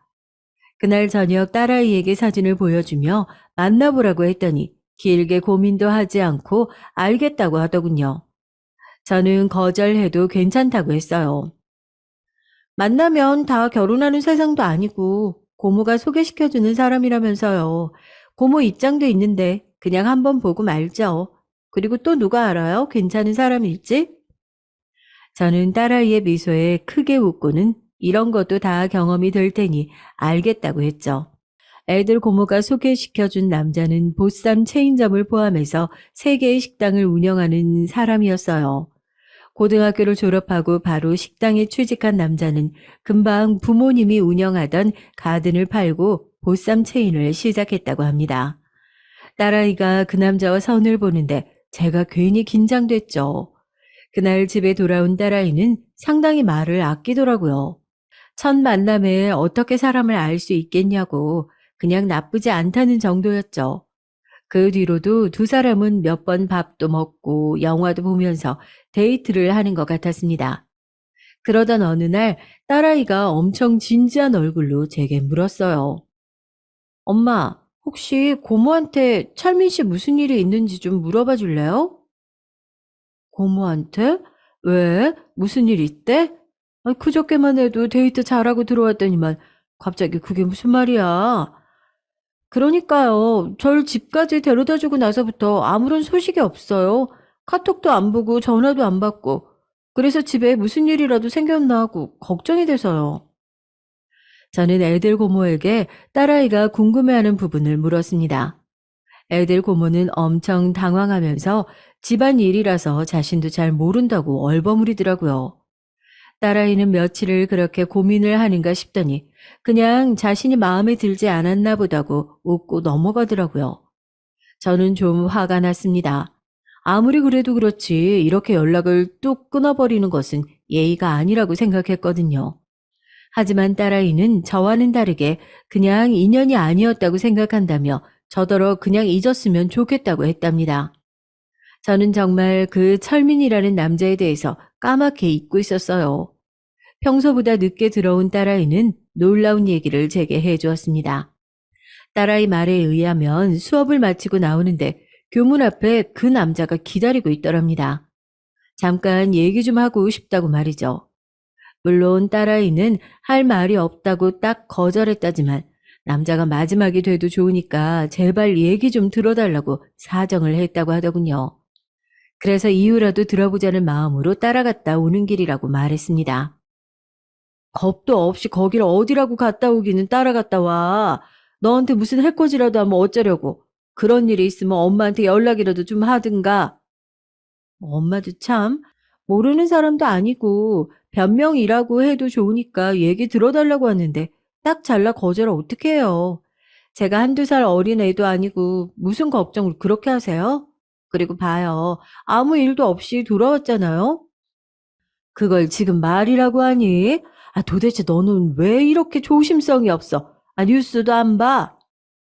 제가 워낙 정색을 하고 화를 내자 그제야 딸아이는 잘못했다고 두 번 다시는 이런 일을 만들지 않겠다고 약속을 했죠. 그러고는 남자와의 대화를 들려주었습니다. 남자가 갑자기 잠수를 타게 된 것은 아팠기 때문이라고 하더군요. 딸아이와 여러모로 맞는 부분이 많아서 진지하게 만남을 이어가고 싶다고 생각했던 찰나에 알게 됐다고 하면서 그래서 더 마음이 깊어지기 전에 정리를 하려고 했답니다. 모든 사실을 솔직하게 얘기해 볼까도 했지만 아프다는 사실이 오히려 동정을 살 것 같아서 차마 입이 떨어지지 않았다고 하면서 그러다 보니 차일피일 얘기하는 것이 미뤄져 결국에는 잠수를 탄 것처럼 되었다고 말이죠. 얘기를 하는 딸아이의 모습을 보니 남자의 해명에 마음이 많이 풀린 것 같더라고요. 저는 그래서 다시 나타난 이유는 뭐라고 하더냐고 물었죠. 딸아이는 잠시 머뭇거리더니 다시 기회를 달라고 말했다고 했어요. 만약 저였더라면 뒤도 돌아보지 않았겠지만 딸아이는 생각이 다른 듯 보였습니다. 기회를 달라고 했다는 얘기를 하면서 제 눈치를 살피는 것 같았죠. 그 모습을 보고는 이미 딸아이의 결정을 알 것 같았죠. 기회를 다시 주는 것도 나쁘지 않겠다 싶었어요. 모른 척 해도 상관은 없을 텐데 아팠다고 이렇게 찾아와서 사과할 정도인 것으로 봐서는 그래도 나쁜 사람인 것 같지는 않아서요. 그 사람 말을 다 믿을 수 있겠어? 아무리 아팠다고 하지만 카톡 하나 정도는 충분히 했을 텐데 엄만 솔직히 믿어야 하나 싶기도 하다. 딸아이는 제 말에 가만히 생각에 잠겼습니다. 말이 그렇잖아요. 몸이 좋지 않아서 당신과 만날 수 없다고 카톡을 남겨도 남길 수 있는데 끝까지 입 다물고 있다가 이제 와서 갑자기 사실 그때는 그랬다며 얘기를 한다는 것이 과연 믿어도 될 만한 사람인가? 저는 그런 생각이 들었거든요. 하지만 딸아이는 조금 더 만나보고 싶다고 하더군요. 저는 더 이상 설득은 무리겠다 싶어 딸아이 마음대로 좀 더 지켜보기로 했습니다. 딸아이에게 좋은 감정이 있었던 것은 사실이었는지 진지하게 만나보기로 한 이후 남자의 행동은 정말 많이 달라졌습니다. 이전과는 다르게 딸아이에게 신경을 많이 쓰더군요. 갑자기 잠수를 탔던 사람과 동일인이 맞는지 의심스러울 정도였어요. 하루는 딸아이가 갑자기 몸살이 심하게 걸렸던 적이 있었어요. 1년에 한두 번은 그렇게 심하게 앓아눕더라고요. 쉬는 날이라 다행이라고 하면서 응급실을 다녀와서는 하루 종일 약을 먹고 잠만 잤죠. 월요일 출근하려고 일찍 일어난 딸아이는 그나마 움직일 수 있어 다행이라고 하더니 갑자기 폰을 보다 말고 허겁지겁 밖으로 나가더라고요. 저는 아침부터 무슨 난리인가 싶었죠. 그런데 들어오는 딸아이의 손에 보자기가 있더라고요. 저는 밖에 나가서 뭘 가지고 들어왔냐고 물었습니다. 딸아이는 남자가 가져다 뒀다고 연락이 왔다며 제가 보는 앞에서 보자기를 풀더라고요. 그 안에는 큰 보온병에 죽이 가득 담겨 있었습니다. 딱 먹기 좋을 만큼의 온도였죠. 그릇으로 옮겨놓고 보니 버섯과 각종 야채의 전복도 보였습니다. 아무리 봐도 시판되는 죽은 아니었어요. 딸아이는 감동받은 얼굴을 하고는 엄청 맛있게 먹었습니다. 저도 먹어봤는데 간도 딱 좋고 정말 맛있더라고요. 누가 만들었는진 모르지만 정말 음식 솜씨가 좋구나 싶었답니다. 아직 몸도 성하지 않은데 버스나 지하철을 어떻게 타려고? 엄마가 데려다 줄게. 오늘 일정 괜찮으세요? 할아버지가 시키신 일 있다고 하지 않으셨어요? 너 데려다 주고 가도 늦지 않아. 걱정하지 말고 어서 나가자. 저는 평소보다 이른 시간에 딸아이를 데려다 주기 위해 나섰죠. 그런데 집 앞에 못 보던 차가 있더라고요. 그러더니 저와 딸아이를 보고는 차에서 한 남자가 내렸어요. 사진으로만 봤던 철민이었습니다. 저를 보자마자 90도로 허리를 숙여 인사를 한 남자는 약간은 낭패라는 눈으로 저와 딸아이를 바라봤습니다. 죽 정말 맛있게 잘 먹었어. 주고 간 것 아니었어? 언제부터 여기 있었던 거야? 처음 만들어 본 죽인데 맛있다니 다행이네. 너 출근하는데 데려다 주려고 그랬지. 어머님도 나오실 줄은 몰랐어요. 남자는 처음 만나는 제게 대뜸 어머니라고 부르면서 쑥스러운 듯 뒷머리를 만지더군요. 저는 굳이 호칭을 지적할 필요가 있겠는가 싶어서 그럼 딸아이를 잘 데려다 달라고 말하고는 먼저 집으로 들어왔습니다. 틈으로 보니까 뭐가 그렇게 좋은지 딸아이가 볼을 발그레하게 붉히고는 남자가 열어준 조수석에 타면서 까르르 웃더라고요. 저렇게 웃을 수 있게 해주는 남잔데 내가 잠수 사건으로 너무 나쁘게만 봤던 것은 아닐까 싶은 반성도 들었습니다. 그렇게 딸아이를 데리러 왔던 남자는 퇴근 시간에 맞춰서도 딸아이를 집에 데려다 줬습니다. 심지어는 오는 길에 병원까지 들렀더라고요. 제가 마음이 흔들리기 시작한 것도 바로 이 시점부터였어요. 그 뒤로 딸아이는 그 남자와의 만남이 퍽이나 즐거워 보였어요. 다녀오면 항상 재미있어 했고 종종 제게도 어떤 일이 있었는지 어디를 다녀왔는지 말해주기도 했습니다. 이벤트가 상당히 다양하다고 해야 할까요? 특정 기념일만 챙기는 것이 아니라 평소에도 소소하게 깜짝 선물을 하는 것 같았죠. 딸아이의 감동 포인트를 이렇게 정확하게 알고 있나 싶을 정도로 말이에요. 특히 손편지를 종종 써주는 모양인데 그때마다 딸아이의 얼굴에는 아주 빛이 나더라고요. 그날은 딸아이의 생일이었습니다. 아침부터 남자 쪽에서 근사한 일정을 잡았다고 하면서 신나게 나갔던 딸은 생각보다 이른 시간에 집에 들어오더라고요. 저는 당연히 저녁까지 먹고 늦게 들어올 줄 알았거든요. 오자마자 딸은 잠시 제게 밖으로 나가자고 하더군요. 어리둥절했어요. 아무 설명도 없이 나가보면 안다고 하는데 저도 정신이 하나도 없더라고요. 나갔더니 그날 봤던 차가 있었습니다. 어머니, 안녕하세요. 그때는 제대로 인사도 못 드렸습니다. 정식으로 인사드리겠습니다. 홍철민이라고 합니다. 남자가 인사를 하더니 쭈뼛거리면서 트렁크를 열더니 커다란 꽃다발을 제게 내밀더군요. 저는 순간 제가 오늘 딸아이와 남자를 집에 초대했었던가 생각을 더듬어 봤을 정도로 당황했어요.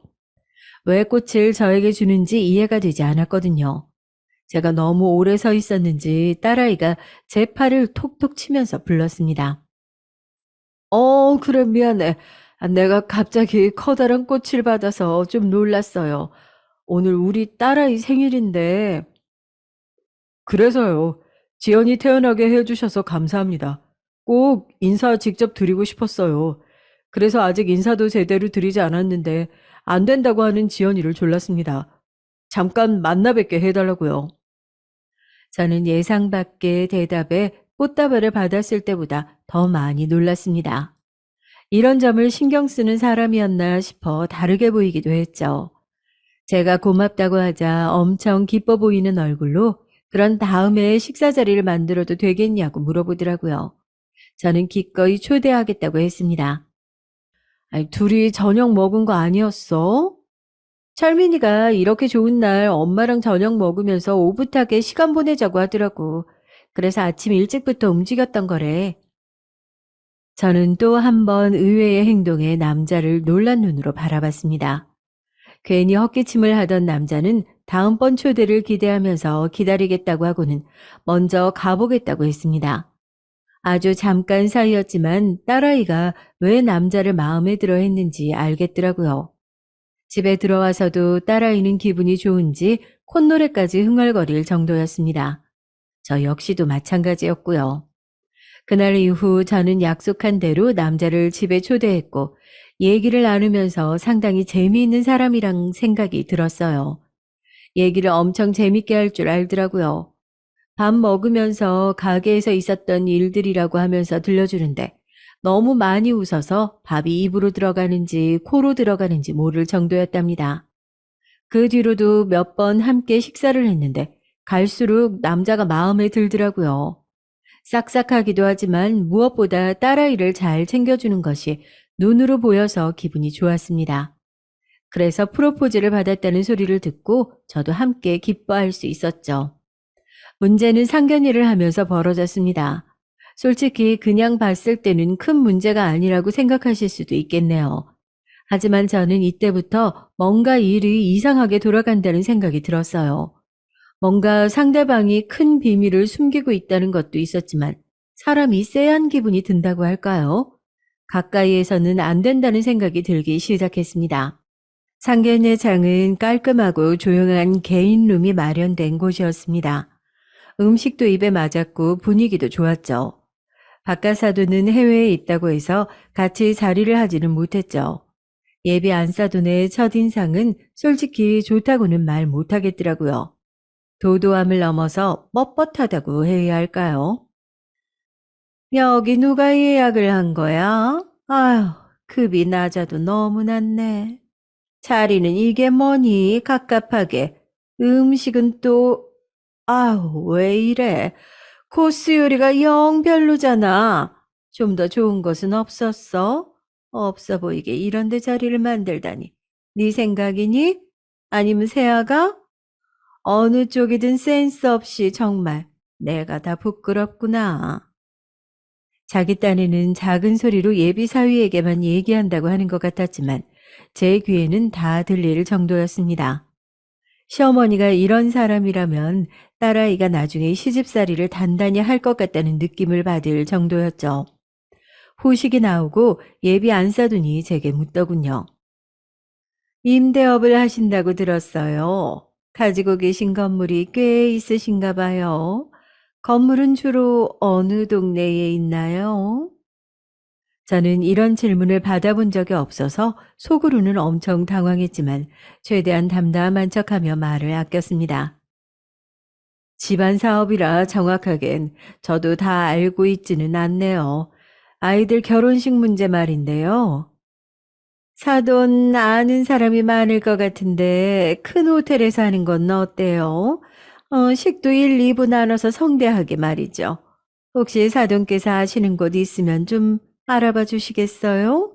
아무래도 저희보다 발은 더 넓으시겠죠. 그리고 일단 예단비는 얼마나 생각하시나요? 엄마, 무슨 얘기를, 저랑 나중에 얘기해요.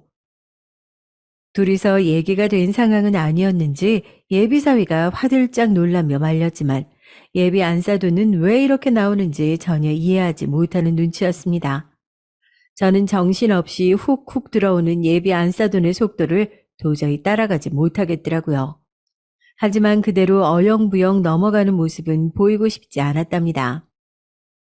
아이들 얘기를 들어보지 않아서 뭐라고 답을 드려야 할지 모르겠군요.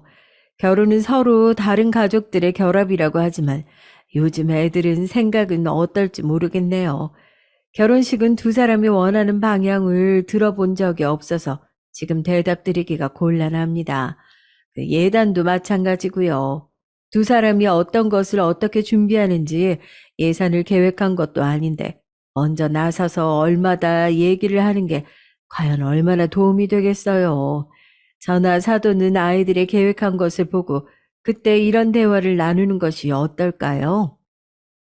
아이들이 알면 뭘 안다고요? 그냥 이 자리에서 정하는 게 낫죠. 아이들한테 맡겨두면 어른들 입장은 생각도 하지도 않고 그냥 자기들 편한 대로만 하려고 합니다. 그러니 어른인 저희들이 나서서 정리를 해주면 그게 더 낫지 않겠어요? 그리고 어디 한두 푼 오가는 일도 아니고 말입니다. 글쎄요. 결혼이라는 것 자체가 의미 있는 것 아닐까요? 그 속에 돈이 오간다는 표현은 좀 듣기 거북하네요. 물론 결혼은 가족의 결합이라고는 하지만 결혼식은 두 아이들이 주인공이 되는 자리니까 저는 전적으로 아이들에게 맡기려고 합니다. 제 말에 예비 안사도는 기분 나쁘다는 얼굴을 했지만 저는 전혀 눈치채지 못한 척하며 후식으로 나온 수정과를 마셨습니다. 집에 돌아오는 길에 저는 딸아이에게 결혼식이나 예물에 관해서는 진지하게 고민해서 결정을 했으면 좋겠다고 말했어요. 모든 것을 다 지켜봤던 딸아이는 제 말에 고개를 끄덕이며 한숨을 내쉬었습니다. 결혼식은 예비 안사돈이 기대했던 것과는 전혀 다르게 잡혔더라고요. 저와 달리 종교가 있는 딸아이가 성당에서 하고 싶다고 했죠. 예비사위도 함께 다니는 곳이라고 하더군요. 당연히 예비 안사도는 펄펄 뛰면서 반대를 했다고 하는데 그 부분은 예비사위가 해결을 본 상태라 크게 걱정할 것은 없다고 말해줬습니다. 저는 둘이 원하는 결혼식을 할 수 있는 곳이라면 어디든 반대할 생각이 없다고 확실하게 말해줬죠.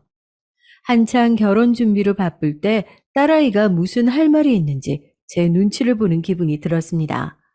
평소라면 본인이 하고 싶은 얘기를 숨김없이 하는 아이라 무슨 큰일이기에 눈치를 저렇게 보나 싶었습니다. 그래서 먼저 아른차를 할까 하다가 기다리기로 했죠.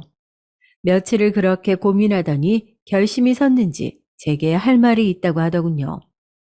엄마, 철민 씨가 석 달 정도 있으면 지금 가게 자리가 계약이 만료가 되나 봐. 근데 하나같이 지금 임대료로는 계약 연장은 불가하다고 해서 가게 이전을 해야 한다고 하네요. 아, 이렇게 갑자기? 아, 결혼식 준비를 정신없는데 어떻게 하니? 그러니까 말이에요. 그래서 결혼식 준비하면서 가게 자리도 알아봐야 해서 몇 배는 더 정신이 없어 하네요. 그래서 말인데요. 엄마, 제가 이런 부탁드리면 안 된다는 건 아는데. 저는 말하기를 주저하는 딸아이를 보면서 대충 감은 오더군요. 가게 이전과 관련된 부탁이겠다 싶었어요. 가게 자리를 알아보는데 도움을 달라고 하거나 심하면 건물 중에서 빈자리가 있는지 물어보겠다 싶었습니다. 그리고 제 예상과는 크게 다르지 않는 부탁을 하더군요. 혹시 우리가 좀 도와줄 수 있을까요? 철민 씨는 이쪽에 좀 알아보고 있더라고요. 딸아이는 벌써 예비사위와 얘기를 한 모양인지 제게 몇 장의 사진을 보여줬습니다. 예비사위가 이전하려고 알아보는 자리라고 하는데 솔직히 좀 놀랐어요. 하나같이 제가 가지고 있는 건물 주변이었습니다. 거기다 자리가 워낙 좋아서 임대료가 다른 곳들보다 월등히 센 곳이기도 하고요. 여긴 자리가 워낙 좋아서 임대료가 보통은 넘을 텐데. 여기로 온다고? 오히려 지금 있는 자리보다 임대료가 더 높을 수도 있어. 딸아이는 예비사위가 이왕지사 옮기게 된 것 자리가 좋은 곳으로 가고 싶어 하는 눈치라고 말했죠. 그러면서 제 건물에 자리가 있으면 좀 넣어주는 것은 어떻겠냐고 조심스럽게 말하더군요. 저는 임대료가 높은데도 이곳으로 이전하는 것은 조금 무리수가 아닐까 싶은 생각이 들면서 저도 모르게 혹시 제가 무언가를 해줄 것이라 기대하고 있는 것은 아닐까 싶은 생각이 들었습니다. 상견례 자리에서 보였던 예비 안사돈의 행동으로 미뤄봐서 충분히 가능성이 있을 것 같았죠. 저는 우선 딸에게는 자리를 좀 알아보겠다고 대답을 했습니다. 하지만 목에 가시가 걸린 것처럼 개운하지 않았어요. 저는 제 일을 도와주는 실장님께 전화를 넣어 예비사위가 운영 중인 가게들의 정보와 임대 계약에 대해 알아봐 달라고 부탁을 했습니다. 어린 시절부터 함께 자랐던 동네 오빠라 제 얘기를 듣고는 무슨 일이냐고 갑자기 왜 알아보느냐고 하는 건지 물어봤죠. 저는 솔직히 말씀을 드렸습니다. 그랬더니 자세하게 알아보려면 시간이 필요하다며 자신에게 맡겨달라고 했습니다. 저는 실장님께 연락만을 기다리고 있었어요. 그 와중에도 결혼 준비는 착실하게 이어가고 있었습니다. 그날은 한복을 맞추러 가는 날이었어요. 아버지께서는 하나뿐인 외손녀 결혼인데 한복은 자기가 맞춰주겠다고 하시면서 유명 한복점을 예약해 주셨습니다. 예비 안사돈과 예빈 사위 그리고 저와 딸아이까지 넷이 한복점에서 만나기로 했죠. 그런데 어떻게 알았는지 애들 고모가 왔더라고요. 그래도 제가 명색이 고모잖아요. 거기다 둘 소개시켜 준 것도 있고. 그래서 한복 얻어 입으러 왔어요. 괜찮죠? 아유, 미리 연락이라도 주시지 그랬어요. 그럼 저희랑 같이 오셨을 텐데. 애들 고모는 누구랑 같이 온 것이 뭐가 중요하겠냐고 하면서 자리를 차지하고 앉아서는 빨리 원단을 좀 보자고 하더군요. 아버지의 입김이 작용한 것인지 곧 사장님께서 오셔서 직접 봐주시기로 했다며 책을 둘러보면서 마음에 드는 것을 먼저 골라보라고 하더군요. 애들 고모와 예비 안사두는 제일 고급인 원단은 어떤 것인지 물어보면서 이걸로 만들자고 둘이서 아주 신이 났더군요. 딸아이는 옆에서 보니 정신은 딴 곳에 팔려 있는 것 같았습니다. 예비 사이가 괜찮아 보인다고 권하는 사진에도 고개를 끄덕이기는 하지만 딱히 마음에 들어하는 눈치는 아니었어요. 저는 그런 딸아이의 등을 쓰다듬어 주면서 외할아버지가 해주시는 한복인데 예쁜 것으로 골라보라고 말했습니다. 엄마, 괜찮으세요? 고모가 저는 딸아이의 말을 자르며 다른 것은 신경 쓰지 말라고 단호하게 말했습니다. 저는 사장님을 기다리며 많이들 한다는 한복 사진을 넘겨다 보고 있었습니다. 그때 실장님께 카톡이 왔어요. 부탁받은 일이라고 하면서 파일로 왔더군요. 실장님은 이상한 점이 있다고 말하며 꼼꼼하게 보고 결정을 내리라고 말했습니다. 막 파일을 확인하려는데 사장님이 들어오셨어요. 손에는 처음 보는 색상의 원단이 들려 있었습니다. 안녕하세요. 아유, 제가 좀 늦었죠. 원단을 구하러 다녀오느라고요.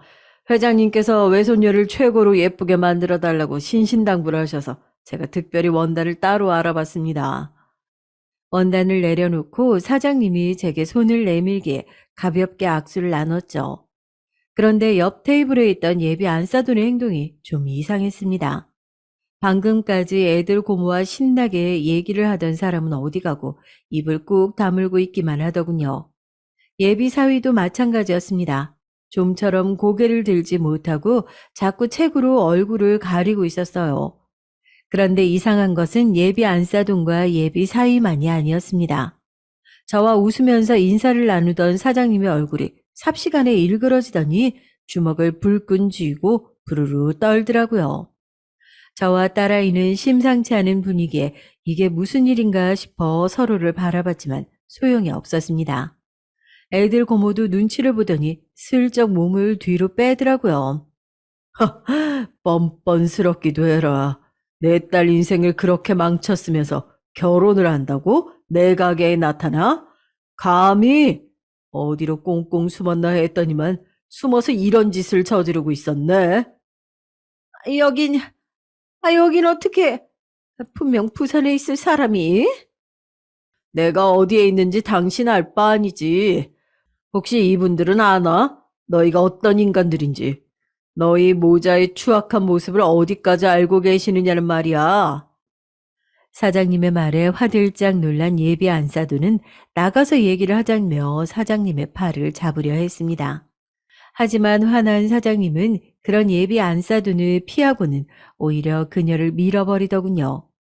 예비 사위가 놀라며 자신의 어머니를 부축하러 움직이자 사장님은 그제야 그의 모습을 눈치챘는지 방금보다는 더 큰 소리로 소리를 질렀습니다.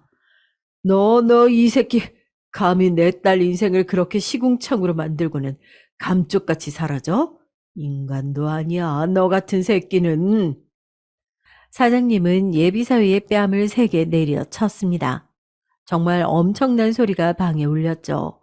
그리고 제 쪽으로 몸을 돌려서는 결혼은 절대 안 된다고 하더라고요. 이 사람들 인간도 아닙니다. 절대 이 결혼 시키면 안 돼요. 이 새끼 고등학교 때 같은 반 여학생을 임신시켜서 자식 낳은 건 알고 계셨어요?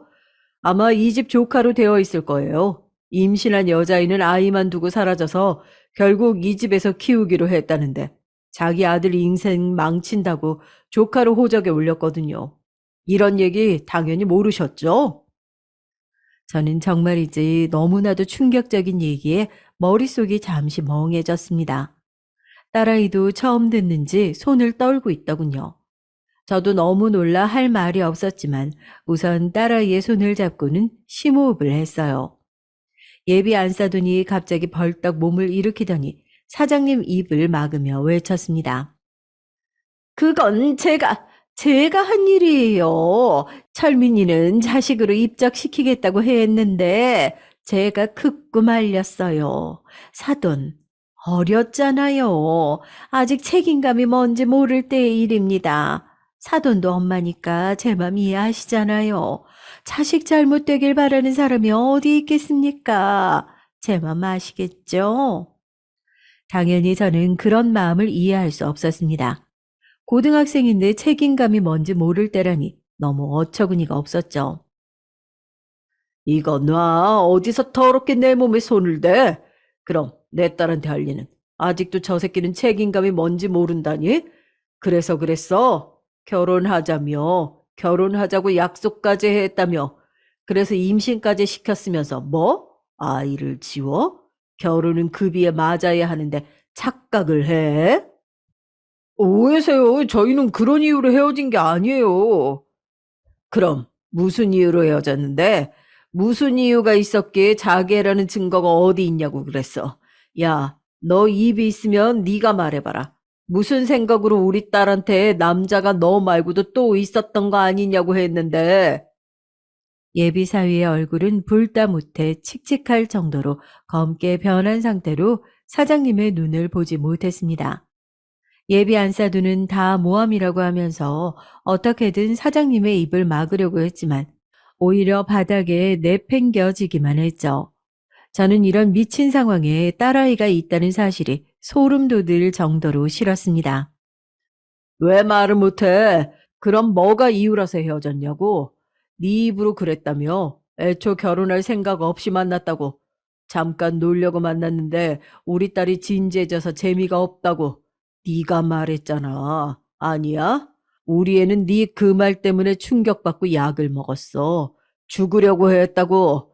겨우 늦지 않게 발견해서 살았지만 뱃속에 아이까지 잃고 지금 어떤 상태인데 네가 알기는 해?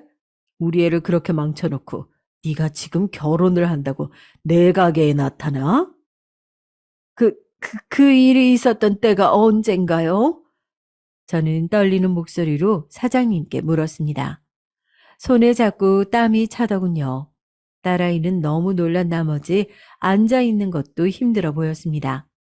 사장님께서는 예비사위와 자신의 딸이 만났던 시점은 3년 전이지만 이런 일이 있었던 것은 1년이 되지 않았다고 했죠. 시기를 대충 들어보니 딸아이의 연락을 무시하고 잠수탄 일정과 비슷하더라고요. 예비 사위가 아팠던 것이 아니라 자신의 아이를 가졌다고 하는 여자에게 행패를 부리고 있던 시간이었던 것이었죠. 딸아이는 벌떡 일어나 예비 사위에게 다가가 뺨을 때리는 듯 손을 들어 올렸습니다. 하지만 마음이 약한 딸아이는 어떻게 하지도 못하고 그대로 멈춰 서서 부들부들 떨기만 했죠. 예비 안사두는 감히 누구에게 손찌검을 하려는 것이냐며 그런 제 딸을 밀었습니다. 제가 이성이 끊어진 것은 바로 이 시점이었어요. 두 손 싹싹 빌어도 시원치 않을 판국에 제 딸에게 손을 대다니요. 저는 바로 예비 안사돈의 머리채를 휘어잡고는 딸아이가 날리지 못했던 뺨을 시원하게 날렸습니다.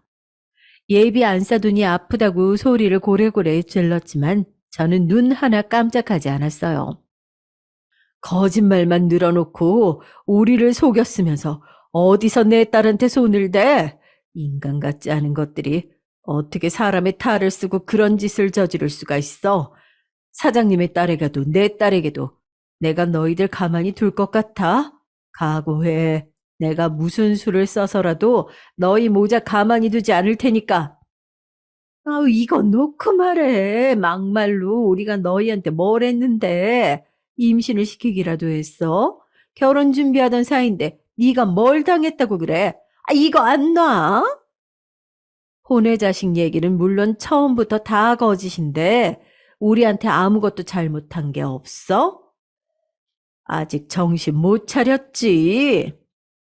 뻔뻔하게 눈을 치켜뜨면서 소리를 지르는 예비 안사돈의 모습에 뺨이라도 한 대 더 때리려고 손을 들었더니 급하게 사장님께서 막으셨습니다. 제 손목을 강하게 쥐는 힘에 정신을 차린 저는 주저앉아 멍하게 있는 딸아이를 일으켜 세워서 먼저 가보겠다고 사장님께 인사를 드리고 몸을 돌렸습니다. 그런데 엄청 놀란 얼굴로 가만히 숨죽이고 있는 애들 고모가 보이더군요. 처음부터 예비사위를 소개시켜준 사람이 애들 고모다 보니 당연히 원망이 가더라고요. 다 알고 계셨어요? 설마 다 알고 계시면서 지연이한테 만나보라고 하셨던 건 아니죠? 설마. 아, 당연하지. 아유, 지연이를 내가 얼마나 아끼는데 그런 일을 저지르겠어요? 아유, 저 아니에요. 웃기지 마. 나한테 굉장한 돈줄이 있다며. 딸 하나뿐인데 돈도 많아서 사이만 되면 한탕 크게 할 수 있다고 꿰인 사람이 너잖아. 어디서 너만 살겠다고? 저는 그래도 애들 고모만큼은 관련이 없길 바랐는데 너무 허탈했습니다. 애들 고모는 거짓말이라고 하면서 자신은 정말 관계가 없다고 했지만 저는 조금도 믿을 수가 없었어요. 사장님이 처음 들어오실 때부터 당혹감을 숨기지 못했던 애들 고모였기에 저는 두 사람이 이미 한패였다는 것을 확신했습니다. 두고 봅시다. 우리 앞으로 어떤 일이 벌어질지. 저는 비틀거리는 딸아이를 부축해서는 바로 한복점을 빠져나왔어요. 집으로 오는 차 안에서 딸아이는 참았던 눈물이 터졌는지 통곡을 하며 울었습니다. 그러면서 자꾸만 제게 미안하다고 했죠. 그 소리에 하늘이 무너질 것만 같았지만 이를 악물고 버텼습니다. 저는 잘못도 없는 사람이 왜 사과를 해야 하냐며 예비사이가 찾아오거나 연락이 오더라도 절대 상대해주지 말라고 단호하게 말했죠. 집에 도착하자마자 아버지에게 전화가 왔습니다. 너는 뭐하는 인간이야? 어? 어미가 돼서는 제대로 알아보지도 않고 지연이가 그런 인간을 만나게 둬? 칠칠치 못한 것. 그래서 앞으로 어떻게 할 작정이야? 우리 손녀 눈에서 눈물 흘리게 하는 인간을 이대로 두고 넘어갈 거냐? 제가 알아서 합니다. 아버지까지 나서실 필요 없어요. 제가 도움 필요하면 말씀드릴게요. 제 딸이에요. 당연히 제가 알아서 해요. 아버지는 어떻게 하는지 지켜보겠다고 말씀하셨죠. 저는 우선 애들 고모가 운영하고 있던 가게와 살고 있는 집을 일주일 안으로 당장 정리하라고 말했습니다. 그리고 그동안의 월세부터 시작해서 애들 고모가 가져간 돈까지 싹 다 정리해서 가져오라고 했죠. 저는 한 푼도 빠짐없이 다 받아낼 생각이었습니다. 그 순간 갑자기 한복점에서 미처 확인하지 못한 파일이 생각났어요. 급히 열어서 확인해 보니 실장님 말씀처럼 문제가 한두 가지가 아니더군요. 계약 기간이 얼마 남지 않았다는 것을 제외하고는 모든 것이 거짓말이었습니다. 우선 가지고 있다는 세 군데의 매장은 실적이 저조해서 가맹점 유지도 힘든 실정이었어요. 임대료가 언제부터 밀린 것인지 보증금을 계속 까먹고 있었고요. 그러면서 건물주에게는 장모될 사람이 임대업을 크게 해서 자기는 그쪽으로 옮긴다며 이런 구질구질한 곳이 아니라 도시 한가운데에 식당을 오픈한다고 큰 소리를 치고 다녔다는 기록도 있었습니다. 누가 해주겠다고 한 것도 아닌데 이미 혼자서 김칫국을 한가득 들이키고 있었던 것이죠. 저는 실장님께 바로 연락을 넣었습니다. 실장님, 자료 감사해요. 일을 좀 빠르게 정리하고 싶은데 저 대신 좀 움직여 주시겠어요? 건물 사들일 준비는 해두었어. 시세보다 좀 더 쳐주겠다고 하니까 바로 팔겠다고 하더군. 실장은 제 얘기를 하기도 전에 이미 준비를 마친 상태였습니다. 저는 한 가지 더 이야기를 했죠. 당장이라도 길바닥에 나가 앉게 하고 싶으니까 그놈이 살고 있는 집도 정리 부탁드리고요. 실장은 알아서 정리하겠다고 했죠. 전화로 모든 일을 처리하고 나니 그제야 허탈한 기분이 들면서 온몸에 힘이 들어가지 않았어요. 방에 들어가 보니 딸아이는 울다 지쳐 잠들었더라고요. 저는 그 곁에 누워 딸아이를 꼭 안아줬습니다. 그제야 눈물이 나더군요. 저는 울음을 참으면서 제발 더 이상은 딸아이가 아프지 않게 해달라고 했습니다. 딸아이는 다음날 학교에 가서 연가를 내고 돌아왔어요. 다행히 방학 중이라 크게 무리는 없었죠. 저는 딸아이에게 잠시만 한국을 떠나 영국에서 살고 있는 작은 오빠네 집에 가 있으라고 했어요. 큰 오빠는 아버지와 사업을 하는 중이지만 작은 오빠는 영국에서 아이들을 가르치고 있었거든요. 예전부터 작은 오빠가 딸아이를 보고 싶어 했기에 권했습니다.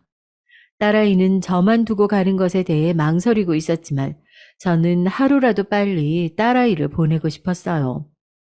분명 한동안은 주변이 시끄러울 텐데 굳이 그런 모습까지 딸아이가 보게 만들고 싶지는 않았죠. 아니나 다를까 딸아이가 출발한 지 하루도 채 지나지 않아 애들 고모가 집으로 찾아왔습니다. 화가 잔뜩 난 얼굴이었어요. 아, 어떻게 저한테 이럴 수가 있어요? 아, 집이며 가게며 저한테는 한마디 상의도 없이 다 정리하시면 어떻게 살라는 말이에요? 그동안은 그이 생각해서 제가 참았어요. 그이가 워낙 애틋하게 여긴 여동생이니까. 그런데 지연이한테 어떻게 하셨어요? 애들 고모라는 사람이 쓰레기 축에도 들지 못할 인간을 소개시켜 주셨는데 제가 이 정도도 못할 것 같아요? 그건 오해라니까요. 아, 저 정말 아니에요. 그년이 괜히 지가 불리해지니까 저한테 몰고 가려는 모양인데 저는 아니에요. 제가 조카한테 어떻게 그렇게 해요? 아, 오빠가 얼마나 저한테 잘해주셨는데. 그러니까요. 제 말이요.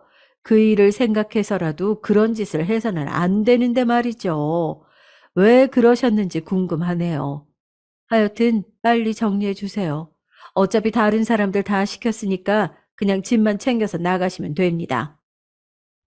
저는 애들 고모가 눈물까지 찍어내며 너무하다고 했지만 냉정하게 대답했어요. 거짓 눈물인 게 너무나도 뻔히 보였거든요. 제가 자신이 생각한 대로 움직이지 않자 애들 고모는 버럭 소리를 지르면서 짜증을 내기 시작했습니다. 당신 나랑 다를 거 하나 없어. 자기는 고작 부모 잘 만나서 떵떵거리고 사는 주제. 고작 몇 푼 되지도 않는 돈으로 생색이나 내고 지연이도 지 엄마 똑 닮아서 재수없게 고고한 척. 얼마나 징그러운 줄 알아? 왜 그랬냐고? 그 꼴이 얼마나 보기 싫어서 그랬다. 왜? 몇 푼 되지도 않는 돈? 매달 가게 운영 핑계대고 가져간 돈이 얼만지 알기나 해? 내가 모른다고 생각했어? 그렇게 가져간 돈으로 놀러나 다니고 그게 다 횡령이야. 알아? 저는 애들 고모가 가져간 돈의 내역서를 그녀의 얼굴에 던지고는 법적으로 처리하자고 말했습니다. 소송하자고 말이죠. 소송이란 단어에 정신이 번쩍 들었는지 애들 고모가 갑자기 제 다리에 매달려서는 한 번만 봐달라고 빌더군요. 정말이지 무슨 사람이 이렇게 상황에 따라 자기 편한 대로 바뀌는지 소름이 돋더군요. 저는 조금의 틈도 보이지 않고 그녀를 밀어냈습니다. 내가 잘못했어요. 갑자기 막 집도 가게도 다 빼앗기니까 내가 정신이 나갔었어. 한 번만, 딱 한 번만 용서해 주세요. 예? 우리 오빠 생각해서. 빼앗기다니 원래 내 것이었어요. 그리고 더 이상 그이 부르지 마세요. 나중에 죽어서 그이 만났을 때 날 원망해도 어쩔 수 없죠. 나는 더 이상 당신을 참아줄 생각이 없거든. 저는 경찰을 부르기 전에 당장 내 집에서 나가라고 했죠. 애들 고모는 절대 안 나가겠다고 행패를 부리다 결국은 제가 부른 경비들의 손에 끌려갔습니다. 정말 온몸에 지인이 빠지더군요. 머릿속에는 애들 고모의 말이 자꾸 생각났지만 애써 머릿속을 비우려고 했어요. 그 일이 있고 나서 한동안은 조용했습니다. 12번을 찾아와도 더 찾아와야 할 사람이 반응이 없다는 것이 이상했어요. 하지만 그것도 잠시 사람이라면 그런 행동을 하고도 제 앞에 찾아올 수 있을 리 없다고 생각하고 새로 거래한 건물을 찾아갔죠. 정리 중이라고 들었던 것도 꽤 지났으니 지금쯤이면 깨끗하게 마무리되었을 것이라고 생각했어요. 다른 두 곳은 확실하게 정리가 됐더라고요. 자리가 나쁜 편이 아니라서 그런지 임대를 내놓기 무섭게 들어오겠다는 사람이 있더라고요. 나간 김에 그 부분도 정리를 하고 가장 큰 건물로 향했습니다. 예비사위에 보쌈집이 있던 곳이었죠. 하지만 그곳은 아직 정리가 덜 되었더라고요. 이게 무슨 일인가 싶어 가까이 다가가자 다른 가게 사장님으로 보이는 사람이 제게 다가와 물었습니다. 혹시 건물주 되세요? 저번에 한번 만나뵀던 것 같은데. 맞습니다. 이게 다 무슨 일이죠? 여기는 왜 이런 상태고요? 다들 왜 밖에 나와 계세요? 진짜 해도 너무해서 이렇게 다 따지는 중이에요. 지금 며칠째 가게 문을 닫고 들어서서는 열어주지도 않는데 안에서 무슨 짓을 하는지 역한 냄새가 아주 코를 찌른다고요. 손님들이 이게 다 무슨 냄새냐고 할 정도예요. 진짜 아무리 불러도 나오지도 않고 전화도 안 되고 미치겠습니다 아주. 가게 주인의 말처럼 역한 냄새가 가게에서 나고 있는 것 같았습니다. 다른 가게의 사장님의 말씀으로는 안에서 먹고 자고를 하는 것 같은데 쓰레기 처리도 제대로 하지 않는 것 같다고 하셨죠. 저는 이 상황이 믿기지가 않았습니다. 안에 들어있는 사람이 누구인지 아느냐고 물었더니 가게 사장님께서 알려주셨습니다. 원래 여기 보쌈집 남자 사장이랑 친구들 같던데. 이게 무슨 일인지 모르겠어요. 저는 우선 경찰을 불러 사정 얘기를 했습니다. 그리고 계약 만료로 모든 것이 정리가 된 상태라는 것도 보여드렸죠. 무엇보다도 안에 사람이 있는지도 의문이라고 했어요. 경찰은 몇 번이나 소리를 지르며 문을 열어달라고 얘기를 했습니다. 경찰이라는 것이 통했는지 결국 문이 열리더라고요. 안에는 온갖 쓰레기 봉지가 굴러다니고 있었어요. 밖으로 나온 남자는 다름 아닌 예비 사위였습니다. 코가 썩을 것 같은 악취에 그 자리에 모인 사람들이 다 고개를 돌리며 힘들어했어요. 예비 사위는 주위를 두리번거리다가 저를 발견했는지 저를 보자마자 달려들려고 했어요. 다 당신 탓이야. 경찰들은 급하게 달려드는 예비 사위를 막아 진정시키려고 했습니다. 예비 사위는 소리를 고래고래 지르며 모든 것이 다 제 탓이라고 외쳤죠. 제게 달려드는 모습에 너무 놀라서 움직이지도 못하고 숨만 몰아쉬자 경찰은 구급차를 부르더군요. 저는 괜찮다고 했지만 제대로 서 있지도 못하고 자꾸만 휘청거렸어요. 주변에서 보고 있던 어떤 여성분이 제게 생수를 하나 건네주었습니다. 저는 겨우 물을 마시면서 놀란 마음을 다스렸어요. 뭐가 내 탓이라는 거야? 내가 너한테 뭘 어떻게 했는데? 내가 너더러 자기 자식 가진 여자를 버리라고 하기를 했어? 아니면 고등학교 때 사고 쳐서 낳은 자식 숨겨두고 거짓말을 하라고 시켰어? 이건 다 네 놈이 우리 딸한테 저지른 일이잖아. 내 재산을 넘보고 우리 딸이 가진 것들이 탐이 나서. 아니야? 네가 잘못된 인생을 살았으면서 누구한테 원망이야? 원망을 하면 해도 내가 하고 한복집 사장님이 해야지. 예비사위에게 퍼붓고 나니 숨이 가빠지면서 하늘이 노랗게 변하는 것 같았습니다. 저는 억지로 정신을 차리려고 했지만 점점 머리가 어지럽기만 했어요. 물을 건네주던 여성분이 괜찮냐고 하면서 저를 부축했습니다. 아득해지는 정신이었지만 상황만큼은 확실하게 들렸습니다. 주변에서 듣고 있던 사람들이 예비사위에게 손가락질을 하며 수군거리더군요. 그 중에서 꽤 큰 소리도 있었습니다. 어떻게 인간이 그럴 수 있냐고 욕하는 사람들도 있었죠. 그런 분위기가 점점 심해지자 방금까지 욕을 퍼부어가며 저를 원망하던 예비사위는 지레 겁을 먹었는지 아무 말도 하지 못했어요.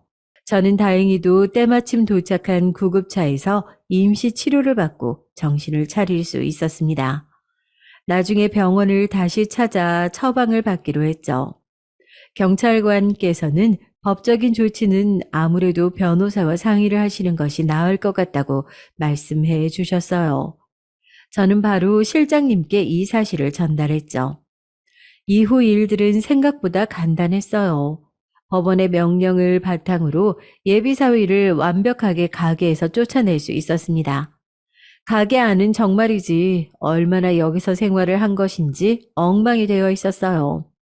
내부를 정리하는 것만 하더라도 며칠을 걸릴 정도였죠. 한복 사장님은 예비사위와 그 가족을 대상으로 위자료 소송을 시작했다고 하셨습니다. 저는 모든 사실을 말씀해 주신 사장님께 고마움의 표시를 하고 싶었지만 끝까지 사양하시더라고요. 제가 한 행동으로 예비사위와 그 가족들이 길바닥에 나앉게 생겼다는 사실만으로도 자기에게는 충분하다고 말이죠. 저는 소송을 원활하게 진행되길 바라는 마음으로 좋은 변호사님도 소개시켜 드렸습니다. 딸아이가 다시 한국으로 돌아왔을 때는 법적으로 모든 것이 정리된 후였어요. 더 이상 그 집 식구들은 물론 애들 고모하고도 엮인 일이 없었죠. 딸아이는 갈 때보다 훨씬 개운한 얼굴이었어요.